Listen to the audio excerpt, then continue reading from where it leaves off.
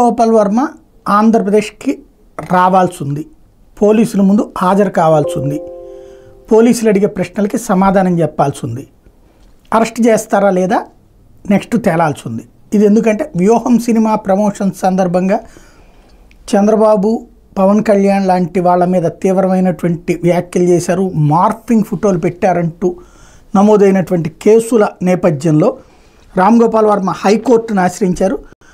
తన మీద ప్రకాశం జిల్లా మద్దిపాడు పోలీసులు నమోదు చేసిన కేసును కొట్టేయాలని పిటిషన్ వేస్తే హైకోర్టు ఇవాళ అది విచారించింది. పిటిషనర్కి నోటీసులు జారీ చేసింది. ఎవరైతే దీని మీదన అరెస్ట్ నుంచి రక్షణ కల్పించాలంటూ వర్మ న్యాయవాది చేసిన అభ్యర్థాన్ని తోసిపుచ్చింది కోర్టు.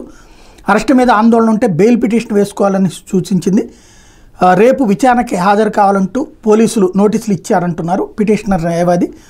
కాబట్టి విచారణకి రామ్ గోపాల్ వర్మ అటెండ్ కావాల్సినటువంటి అవసరం ఏర్పడింది. నెక్స్ట్ ఏం జరుగుతుంది, ఆయన్ని అరెస్ట్ చేయాలి అన్నటువంటి కాన్సెప్ట్ అయితే చాలా బలంగా ఏదైతే తెలుగుదేశం శ్రేణుల నుంచి, జనసేన శ్రేణుల నుంచి ఉన్నటువంటి నేపథ్యంలో ఏం జరుగుతుందో చూడాలి.